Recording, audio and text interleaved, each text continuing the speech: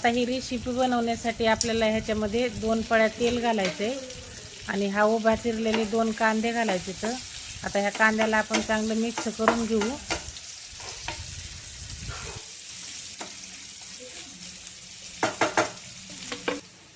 हा लसूण घेतलाय 8-10 पाकळ्या, हा याच्यात तळून घेऊ. आणि हे काजू घेतलेत एवढे, हे पण याच्यात टाकू आणि याला चांगलं भाजून घेऊ. आता आपण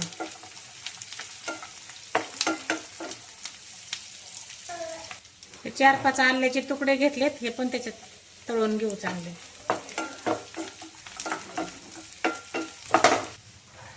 एक चमचा अख्खे धने घेतलेत, हे पण याच्यातच भाजून घेऊ आपण. इथं लाल मिरच्या घेतल्यात वाळलेल्या, ह्या पण याच्यातच तळून घेऊ.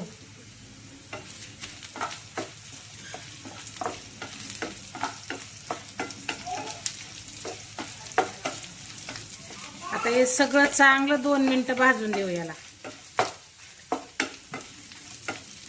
आता आपलं वाटण सगळं भाजून झालंय. इथं मी खोबरं किसून घेतलंय, ह्या खीस पण याच्यातच टाकून आता याला पण थोडंसं भाजून घेऊ आपण.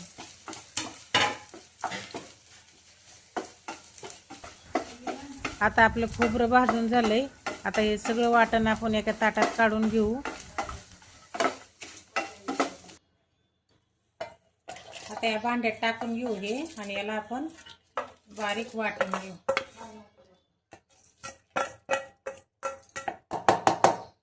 एवढी कोथिंबीर टाकू याच्यात आणि हा पुदिना टाकू एवढा. आता आपण याच्यात पाणी न टाकता याला बारीक वाटून घेऊ. आता आपलं हे वाटण वाटून झालंय. आता या कढईमध्ये आपण 2 पळ्या तेल घालू.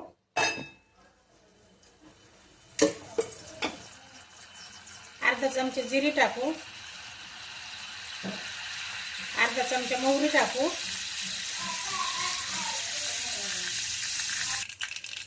आता आपली जिरी मोहरी तडतडून झाली.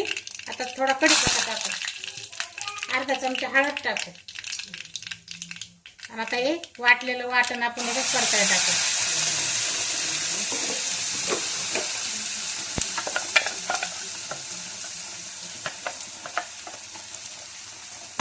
आता याला थोडंसं मिक्स करून घेऊ.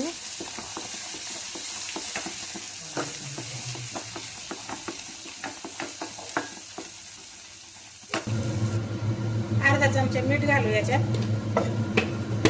याला आता अजून थोडंसं परत मिक्स करून घेऊ. आता याला मिक्स करत करत चांगलं परतून देऊ.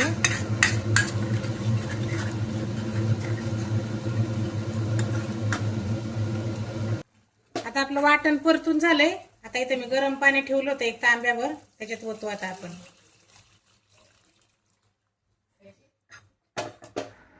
आता याला चांगलं मिक्स करून घेऊ आणि मग चांगली उकळी फुटून देऊ.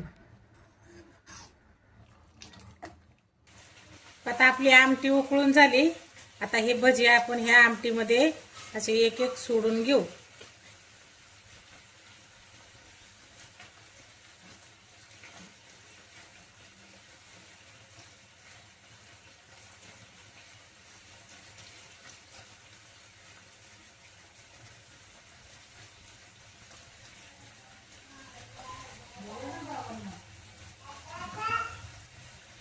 आता हे भजे टाकल्याबरोबर आपण जेवायला घ्यायचं, नाहीतर मग ते भजे त्याच्यामध्ये असे इगरून जातात. आता थोडीशी आपण कोथिंबीर टाकू वर.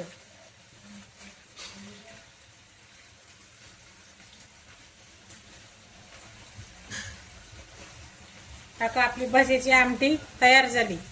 तुम्ही पण अशा पद्धतीने करून बघा, खाऊन बघा.